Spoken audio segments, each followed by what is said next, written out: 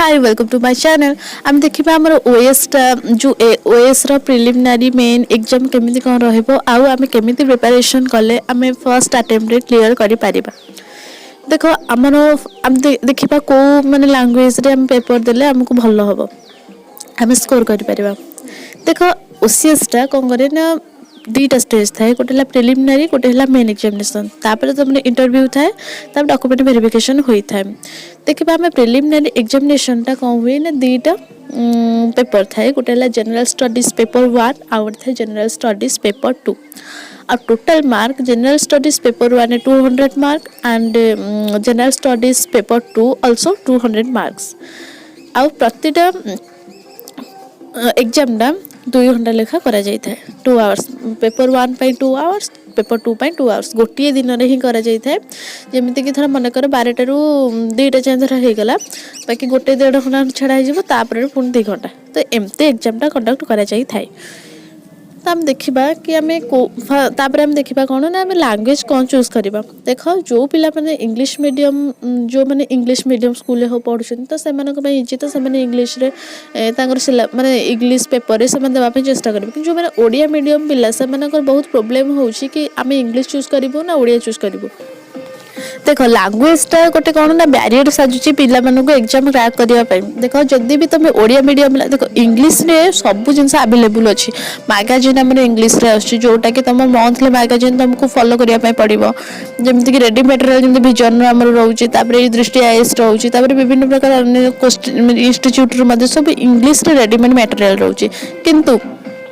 कथा उठू कि आम ओडिया मीडियम देख आम ओडिया तो चूज कर क्वालिटी मटेरियल मिलवा ना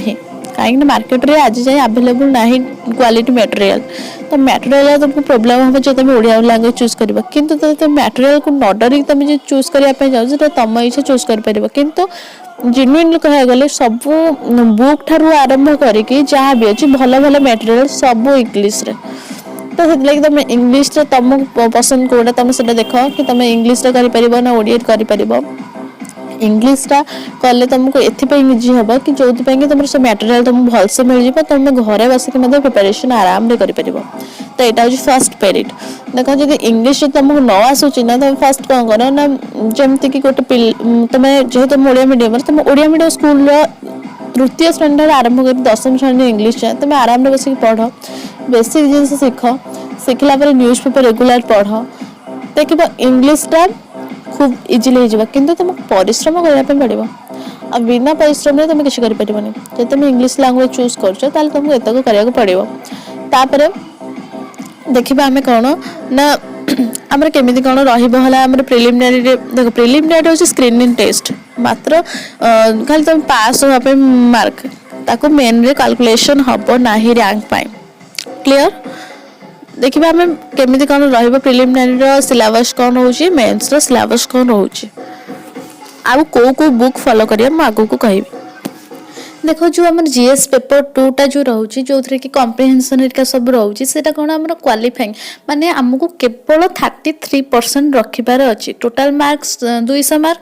200 मार्क रो 33% रखिबार अछि सेति कि रखि देले आमर से पेपरटा क्लीयर हो आउ तापरे आम कटअप टा हिसाब करा जिवो कोथरो ना जीएस पेपर 1 को नेकी आमर मार्क को देखिकी रहबा आ तुम जदि धर जीएस पेपर 1 रे तुम रखि दे जे 120 130 किंतु तुम प्रिलिम रे तुम धर रखि देबो जो प्रिलिम कहू सर तुम जीएस पेपर 2 रे धर रखि देबो 20 30 तार तुम क्वालिफाई हबो नाही मेन एग्जामिनेशन पाई तो तुमर जदि कट ऑफ वाइज तुमर जदि मार्क धर मन तुम 100 अच्छी 120 अच्छी कि 100 अच्छी तुम जीएस पेपर 1 आउ जीएस पेपर 2 रे तुम रखिछ मन 70 कि 68 69 ताले तुम क्लियर करिवो तुम मेन को जीवो हैला एमती रहइबो प्रोसीजरटा आ तुम जानिछ नेगेटिव मार्किंग थे 1/4 मार्क किंतु हमर जो जीएस पेपर 2 टा रहउची सेथिरे हमर टोटल माने 80 टा क्वेश्चन रहइबो 80 टा क्वेश्चन को 200 मार्क रहइबो हैला तामाने जीएस पेपर 2 रे गोटे क्वेश्चन को 2.5 मार्क किंतु जीएस पेपर 1 रे गोटे क्वेश्चन को 2 मार्क्स। तो देखिबा नेक्स्ट सिलेबस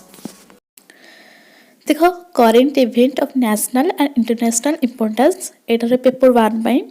तापर history of India and the Indian national movement the current event of national and international importance means currently जो सब नेशनल माने आम इंडिया भितर जो सब न्यूज इम्पोर्टाट न्यूज रोचे ताकू इंटरनेशनल लेवल जो सब इम्पोर्टाट न्यूज रोचे ताकू तापरे history of India and the Indian national movement ताले इंडिया रे हिस्ट्री तुम जानिछ हिस्ट्री तीनटा आरी भितर इंक्लूड हो तीनटा ancient medieval and modern history तीनटा हिस्ट्री तीनटा ता सतरे इंडियन नेशनल मूवमेंट तुम जानिछ इंडियन नेशनल मूवमेंट जो आम मॉडर्न हिस्ट्री रे एटा टॉपिक गोटे रोचे इंडियन नेशनल मूवमेंट से टॉपिकटा मेंशन कर देछि कि एटा बहुत इंपोर्टेंट बोली तापरे एटी लेखा हैनी किंतु Odisha national movement Odisha history मध्ये पढुछि जेहेतु तुम state level Odisha civil service में प्रिपरेशन हबो तो ओडिशा लेवल रो मध्ये पढिबो ओडिशा रो तापर देखिबा physical economic and social geography India and the world रो जो करेन्टली जो सब प्राय तो न्यूज पेज सब पड़ी जाए तो ये सब रहिबो ज्योग्राफी तक रहिबो ताहितर ओडिशा ज्योग्राफी मध्ये पढुछि जेमिति कि ओडिशा रे इरिगेशन प्रोजेक्ट हो ए सब जिंस ऊपर मध्ये पढुछि तापरे देखिबा Indian polity and governance constitution public policy right issue political system and panchayat raj तापरे इंडियन पॉलिटी रे तो हमर सब तो मु आ गोटे वीडियो करिवि जो आर के टॉपिक वाइज सब सिलेबस रहिबो कोन इंपोर्टेंट करैबो सेतरे अपलोड करा जिवो देखो इंडियन पॉलिटी भितर जहाँ सब रहिला ता सतरे गवर्नेंस रहउछि कॉन्स्टिट्यूशन रहउछि पब्लिक पॉलिसी एटा पब्लिक पॉलिसी बहुत इंपोर्टेंट रहउछि 3-4 मार्क पड़ जाउछि प्रीलिम रे तापरे right issue then political system panchayat raj ये रहउछि कोन सिलेबस रे हमर रहउछि प्रीलिमिनरी पय देखबा आ कोन रहउछि प्रीलिमिनरी पय इकोनॉमिक एंड सोशल डेवलपमेंट तापर sustainable development poverty demographic inclusion social sector initiative ता माने सब इनिशिएटिव पड़िबो इकोनॉमी पडुची तापर सस्टेनेबल डेवलपमेंट टॉपिक एटा दे दोची तापर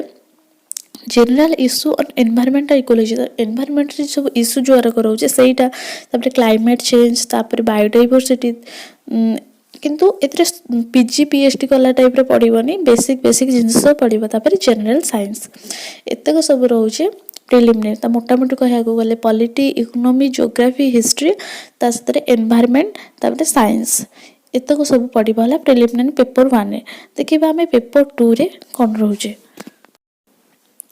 कॉम्प्रिहेंशन रोचे कॉम्प्रिहेंशन रे हमर रोचे कोन इंटरपर्सनल कॉम्प्रिहेंशन रोचे तबे interpersonal skill like communication skill पडुची logical reasoning and analytical ability decision making and problem solving तब general mental ability then basic numeracy data interpretation English language comprehension skills तब मैंने देखो पैसेज तुम पढ़ो ओडिया रे माने पैसेज सब पढ़िथिबो इंग्लिश पैसेज पढ़िथिबो तुमको सेतरे जेतु ओडिया मीडियम माने ओडिया रे मध्ये सेतरे देइथिबो हला ताको तुम क्वेश्चन देइथिबो तुम क्वेश्चन पैसेज देखि आंसर करिवार अछि ता सेतरे पढ़िबा रीजनिंग के सब पढुची लॉजिकल रीजनिंग एनालिटिकल एबिलिटी पढुची तो एआर सब बेसिक न्यूमेरिसी सब पढुची नंबर सिस्टम तापरे रहला टाइप एंड डिस्टेंस ए सब टॉपिक सब अछि तो एआर सब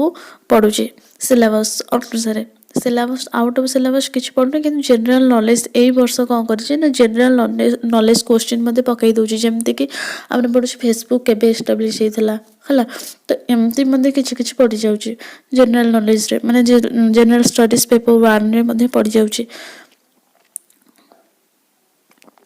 तो एटा थिला तमरो सिलेबस तला हम देखिबा को माने को बुक फॉलो करले भलो हबो देखो डिफरेंट पीपल करो तो डिफरेंट मत तो समस्त मत अलग अलग सोर्स मध्ये बहुत मार्केट रहउछि तुमको जोटा सुइटेबल लागुछि तमे सेटा फॉलो करे कि मो मत अनुसार जोटा कि समस्त प्रायत यूज करंती देखो फर्स्ट तो हमको एनसीईआरटी ही पढिया को पड़िबो सब ज्योग्राफी पाई तुम 6 क्लास रो 12 क्लास से एनसीईआरटी पढ़िया को पड़िबो जेहेतु बेसिक अंडरस्टैंडिंग पाई जेहेतु तुम जीरो लेवल रो स्टार्ट करिवो जो माने स्टार्ट करि सारछन ताकर एनसीईआरटी केवल 11 12 मध्ये हले सफिशिएंट किंतु वर्ल्ड जियोग्राफी जेहेतु पढुची तुमको आ एक्स्ट्रा बुक समस्त फॉलो करछि तमे सेति कि एनसीईआरटी को भलसे क्लियर करो ताबरे रहिला हमर एनवायरनमेंट करंट पेज सब तमे यूज करो करेंटली जो सब न्यूज़ रहउछि एनवायरनमेंट ताकू सब तापरे रहिला हिस्ट्री तो तमरे मॉडर्न हिस्ट्री पई समस्त यूज करंती हमर ସମସ୍ତଙ୍କର ବିପିନ ଚନ୍ଦ୍ର ସବୁ ଅଲଗା ଅଲଗା ସବୁ ହେଲା, ସମସ୍ତଙ୍କର ଅଲଗା ଅଲଗା ବୁକ୍। ତା ସାଥିରେ ମୋ ମତ ଅନୁସାରେ ସ୍ପେକ୍ଟ୍ରମଟା ସବୁ ସମରି ଟାଇପ୍ର ରହୁଛି, ସ୍ପେକ୍ଟ୍ରମଟା ବେଟର୍ ରହିବ। ତାପରେ ରହିଲା ଆମର ଜିଓଗ୍ରାଫି ଗଲା, ହିଷ୍ଟ୍ରି ଗଲା। ଆଉ ଯେଉଁ ଆନ୍ସିଏଣ୍ଟ ହିଷ୍ଟ୍ରି, ମିଡିଆଭାଲ ହିଷ୍ଟ୍ରି ତାକୁ ତୁମର ଏନସିଇଆରଟିରୁ କଭର୍ ଅପ୍ ହେଇଯିବ। ତାପରେ ଆର୍ଟ ଆଣ୍ଡ କଲଚର ମଧ୍ୟ ରହୁଛି। ଆର୍ଟ ଆଣ୍ଡ କଲଚର ଏତେ ପଡ଼ୁନି କୋଶ୍ଚିନ୍, ତ ତାକୁ ଛାଡ଼। ତାପରେ ଆମର ରହିଲା ଆଉ ବାକି ଯାହା ରହିଲା କରେଣ୍ଟଲି ଯାହା ରହିବ ତୁମେ ତାକୁ ଫଲୋ କରିପାର। ଇକୋନୋମି ପାଇଁ ତ ତୁମେ ଫୁଲି ଏନସିଇଆରଟି ଭଲସେ କଭର୍ କରିଦିଅ, ହେଇଯିବ ଇକୋନୋମି। ତ ସେତିକି। ତ ଆର୍ଟରୁ ଟିକେ ଡିଟେଲ୍ସରେ ଯଦି ଦରକାର କମେଣ୍ଟରେ ଜଣାନ୍ତୁ। ନେକ୍ସଟ ଭିଡ଼ିଓ ସ୍ପେସିଫିକ୍ ୱାଇଜ୍ ଯେମିତି ପଲିଟିରେ କେଉଁ ଆମେ କ'ଣ ଚାପ୍ଟର ପଢ଼ିଲେ ଆମେ ଭଲ ସ୍କୋର କରିପାରିବା, କେଉଁଟା ପଢ଼ିବାନି, ତ ସବୁ ଅପଲୋଡ଼ କରିଯିବ। Thank you for watching my video.